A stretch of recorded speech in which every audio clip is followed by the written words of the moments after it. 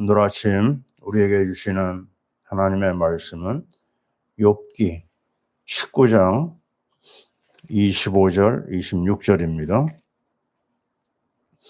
욥기 19장 25절, 26절 말씀 같이 읽습니다. 내가 알기에는 나의 대속자가 살아계시니 마침내 그가 땅에 서실 것이라. 내 가족이 복김을 당한 뒤에도 내가 육체 밖에서 하나님을 보리라. 아멘.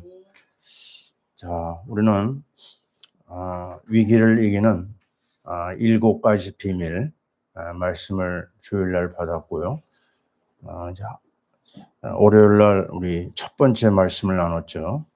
찬양이 바로 위기를 이길 수 있는 첫 번째 무기라고 그랬어요. 그리고 어제 화요일날 아침에는 말씀 사랑, 욥이 우리에게 보여준 중요한 무기가 바로 말씀이라고 그랬습니다. 근데 그 말씀이 어떤 말씀을 얘기하는 것일까? 성경에서 가장 중요한 3가지 사건이 있습니다. 그게 바로 뭐냐면 우리 인생이 태어날 때부터 가지고 나오는 죄 문제, 저주 문제를 해결하는 십자가, 그리고 십자가의 죽음으로 끝난다고 하면 그건 너무 슬픈 이야기죠. 죽음을 깬 부활, 부활하시고 승천하신 주님이 마지막에 남기고 가신 말씀이 있거든요. 그게 바로 뭐냐면 내가 속히 오리라. 바로 재림신앙입니다. 이 3가지가 말씀의 핵입니다. 다른 거는 우리가 잘 몰라도 이 십자가와 부활과 재림은 우리의 가슴에다 새겨야 되고 우리의 삶 속에서 매일 확인해야 될 내용이거든요. 그래서 오늘 이 3가지를 한번 중점적으로 한번 찾아보겠습니다. 구약에 난 처음 봤어요. 대속자라는 말이 구약에 아주 딱 못이 박혀 있습니다. 그게 25절이거든요. 내가 알기에는 나의 대속자가 살아계시니. 대속이 뭘까요? 죄를 대신 속해주는 겁니다. 이게 어마어마한 얘기죠. 왜냐? 인생의 문제에 가장 큰 비극이 죄거든요. 왜냐하면 이 죄는요, 사망을 가져옵니다. 죄의 삭은 사망이거든요. 그러면 사망에서 이게 지옥으로 이어지고 멸망으로 이어지거든요. 그래서 이 죄 문제가 해결 안 된 사람은 그 삶이 성공자라고 말할 수가 없어요. 그래서 성경은 가장 중요한 것을 얘기할 때 십자가로 시작합니다. 여기 우리 강단에도 나오잖아요. 강대상에 앞에 뭐가 있습니까? 십자가가 있는 이유가 우리 기독교의 가장 중요한 심볼이에요. 십자가를 빼놓고는 얘기가 안 됩니다. 자, 우리가 잘 아는 고린도전서 1장 18절 십자가의 도가 멸망하는 자들에게는 미련한 것이요 그랬어요. 이거 이해가 안 됩니다. 십자가가 사형틀인데 이게 왜 그걸 따라가느냐. 불신자들은 이해를 못해요. 그러나 구원을 받는 우리에게는 하나님의 능력이라고 했어요. 삶을 살 수 있는 능력이 십자가에서 나옵니다. 그래서 바울은 고린도전서 2장 2절에서 결단을 내리는 게 뭐가 있냐면요. 나는 그리스도와 그가 십자가에 못 박힌 것 외에는 아무것도 알지 아니하기로 작정했다. 답이 나옵니다. 십자가가 우리의 삶의 사실적인 축복의 시작이에요. 십자가를 빼놓고는 다른 얘기할 수가 없습니다. 그래서 이 십자가 신앙, 우리가 분명히 붙잡아야 되고요.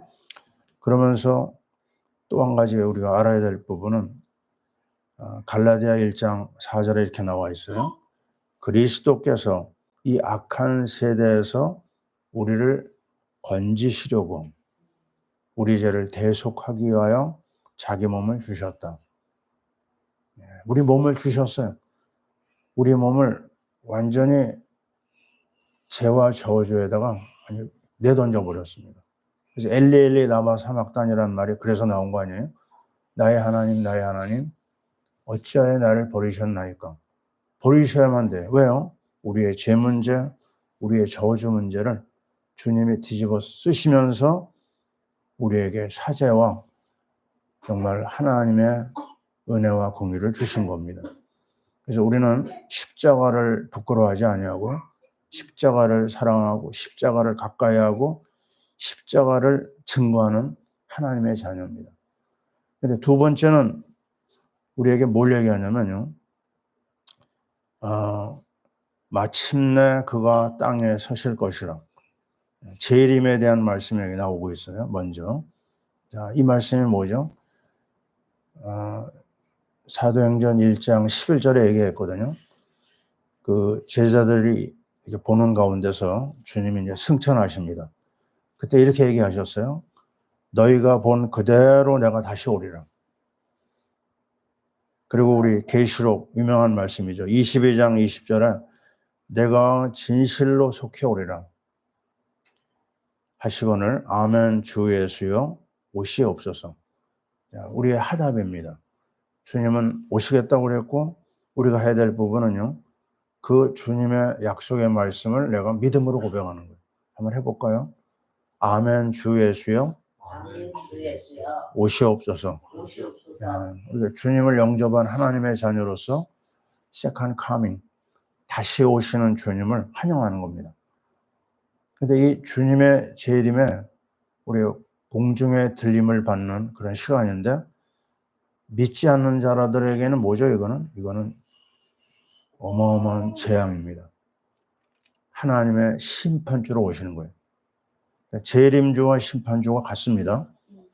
믿는 자에게는 재림주고 믿지 않는 자에게는 심판을 가지고 오시는 거예요.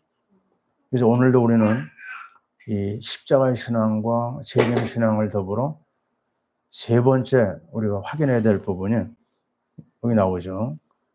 내 가족이 벗김을 당한 뒤에 이 가족이 벗김을 당하는 게 뭐죠? 죽음을 말합니다. 우리 인생은요 흙에서 나왔습니다. 그래서 전도서 12장 7절에 보니까요 흙은 땅으로 돌아가고 흙으로 돌아갑니다. 욥기에 보면 우리 인생을 뭐라고 표현하냐면 흙집이라고 그랬어요. 흙으로 만들었어요. 이게 다 부서지고 흙으로 돌아가지 않습니다. 죽음을 말합니다. 근데 죽음이 우리에게는 끝이 아니에요. 죽음 뒤에 나오는 말씀이 뭐죠? 육체 밖에서 내가 하나님을 보리라. 바로 부활의 주님을 말합니다. 죽음 이후에 우리가 사모하는 게 바로 뭐냐면 부활이잖아요. 고린도전서 15장 44절 이렇게 얘기합니다. 육의 몸으로 심고 신령한 몸으로 다시 산다고 그랬어요. 참 이게 신비스러운 이야기고 우리는 경험을 하지 못한 아주 특별한 장면이죠. 그러면서 또 이런 얘기를 하고 있습니다. 주님이 말씀하신 거예요. 고린도전서 15장 52절 53절에 나팔 소리가 나면 죽은 자들이 먼저 썩지 아니할 것으로 다시 살아나고 죽은 자들이요 다시 살아납니다. 우리로 변화되리라. 자, 이 죽을 것이 반드시 썩지 아니할 것으로 옷을 입겠고 이 죽은 것이 죽지 아니함을 입으리로다. 이 부활입니다. 부활의 첫 열매 되신 주님이 우리에게 약속하신 거예요. 만약에 부활이 없다면 우리는 세상에서 가장 불쌍한 사람이라고 그랬어요. 새벽에 왜 이렇게 힘들게 나왔어요? 이거 보통 일이 아니거든요. 근데 우리는 주님을 사랑하고 십자가에 달리신 주님, 부활하신 주님을 사모하기 때문에 이 새벽에 나올 수가 있는 거죠. 자, 그래서 오늘도 우리는 고백합니다. 썩을 것으로 심고 우리가 상상할 수 없는데요. 이런 짐작을 해보는 거죠. 애벌레가 얼마나 좀 보기가 징그러워요. 쉽게 얘기하면 번데기입니다. 번데기를 보면 사람들이 징그럽게 여기거든요. 우리 아이들한테 그걸 보여줬더니 막 도망가더라고요. 다 싫어합니다. 그런데 그게 우리 인생이에요. 번데기 인생. 근데 어느 날 갑자기요, 그 번데기에서 뭐가 나오죠? 화려한 나비가 나와요. 상상을 초월한 아주 휘황찬란한 아주 예쁜 나비가 나와요. 그게 바로 이 부활 이후에 우리가 받는 축복이거든요. 자, 연약한 자들, 또 우리에게 장애가 있는 사람들, 그냥 있는 그대로 나온다면 말이 안 되죠. 상상할 수 없는 화려한 모습으로 부활하는 걸 얘기합니다. 오늘 이 세 가지를 잘 우리 마음에 둬야 되겠어요. 바로 십자가, 부활, 그리고 재림. 이 세 가지를 가지고 우리는 말씀의 무장을 하는 겁니다. 왜냐하면 십자가를 가지고 어느 상황에서든지 죄와 저주를 이길 수 있어요. 모든 이 땅에 와 있는 재앙의 이 고통을 뭐로 이기느냐? 십자가로 이깁니다.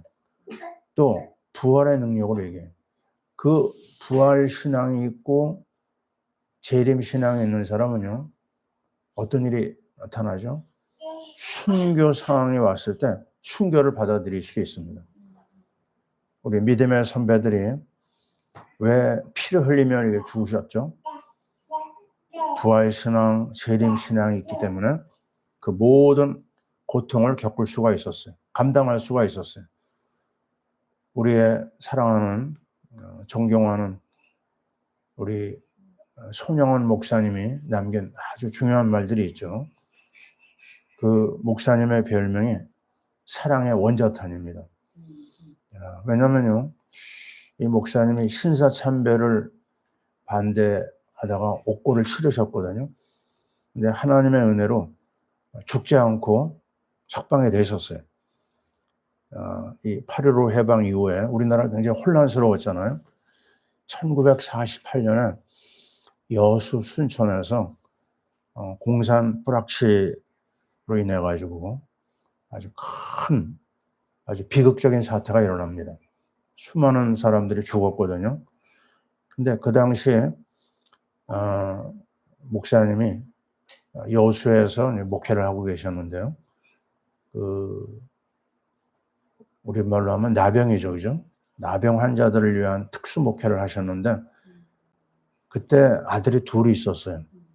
동인이, 동신이라고 하는 그 두 아들이 공산주의의 사상에 완전히 빠져버린 학생들이죠, 그죠? 공산주의자 학생들에 의해서 아주 처참하게 살해를 당합니다.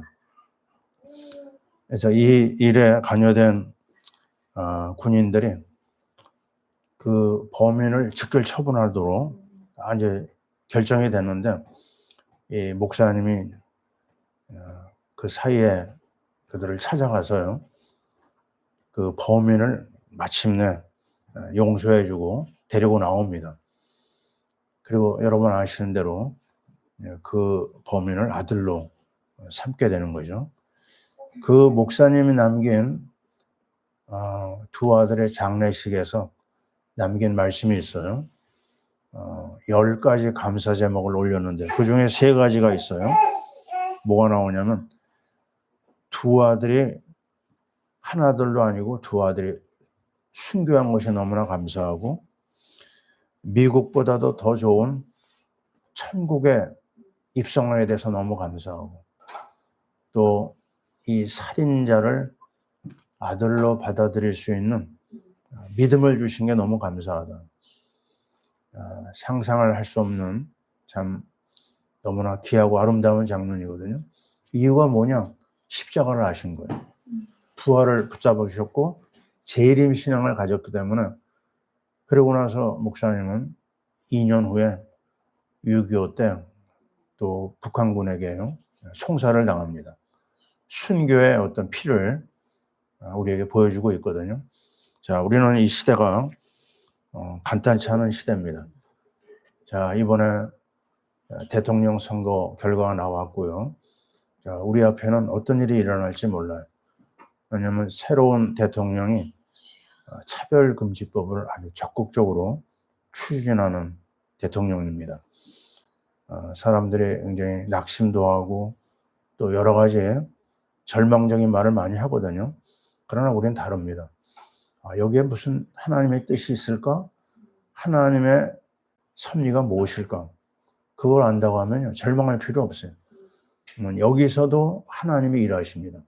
우리나라요? 망하지 않습니다. 하나님이 우리나라를 어떻게 이끌어 오셨는지 우리는 알거든요. 그럼 이 상황에서 재앙시대에 우리가 어떻게 인도받아야 되겠느냐? 세 가지입니다. 십자가 신앙, 부활 신앙, 재림 신앙. 이걸로 무장해서 우리 믿음도 지키고 우리 후대들에게 이 믿음의 아름다운 유산을 전달해야 될 줄 믿습니다. 오늘 하루 종일 주의 은혜의 날개 아래 하나님께서 우리를 이끌어 주시고 새벽을 깨우는 우리 성도들에게 은혜 주시고 승리의 역사를 이루게 될 줄 믿습니다. 아멘. 자, 기도하겠습니다. 하나님 감사합니다. 욥이 우리에게 보여준 이 말씀 사랑, 말씀 순종의 모습 속에서 가장 중요한 세 가지 신앙을 발견했습니다. 십자가 신앙, 부활 신앙, 재림 신앙. 우리도 이 세 가지 신앙을 붙잡고 욥의 뒤를 따르게 도와주시옵소서. 하나님 아버지, 눈에 보이는 현생에 우리가 마음 뺏기지 아니하고 약속의 말씀을 붙잡고 전진하게 도와주옵소서. 하나님, 전 세계가 이 악의 세력에 붙잡혀서 믿음의 사람들을 공격하고 또한 오직 그리스도라고 하는 유일성을 무시하는 그런 시대를 맞이하고 있습니다. 하나님, 우리는 거기에 양보하지 않게 하시고 타협하지 않게 하시고 오직 그리스도의 십자가와 부활과 재림 신앙으로 무장하게 도와주옵소서. 하나님 아버지, 새로운 정보가 이제 들어섭니다. 하나님 아버지, 지도자들을 도와주시옵소서. 저들의 모든 삶 속에 하나님의 은혜를 베풀어 주시고 정말 하나님의 교회를 건드는 비극이 일어나지 않게 도와주시옵소서. 하나님, 오늘도 우리 전 세계에 있는 선교사님들에게 은혜를 주시오며 특별히 연약한 선교사들이 많이 있사오니 저들을 그리스도의 이름으로 다 치유하여 주옵소서. 우리 하나님 아버지, 파라미션교회 성도들 주의 손으로 저들을 붙잡아 주시고 저들도 십자가와 부활과 재림 신앙으로 무장하게 하시오며 연약한 지체들이 있습니다. 예수의 능력으로 치유하여 주옵소서.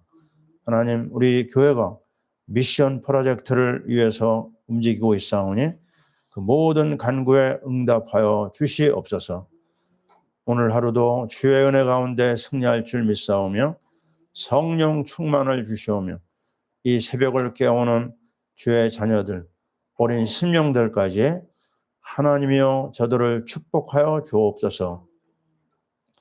이제는 우리 주 예수 그리스도의 크신 은혜와 우리 하나님 아버지의 사랑하심과 성령님의 교통하심이 십자가와 부활과 재림 신앙으로 무장하고 오늘도 인도받기를 원하는 주의 모든 사랑하는 성도들과 우리의 사랑하는 조국 대한민국 위에 지금부터 영원토록 함께 있을지어다. 아멘.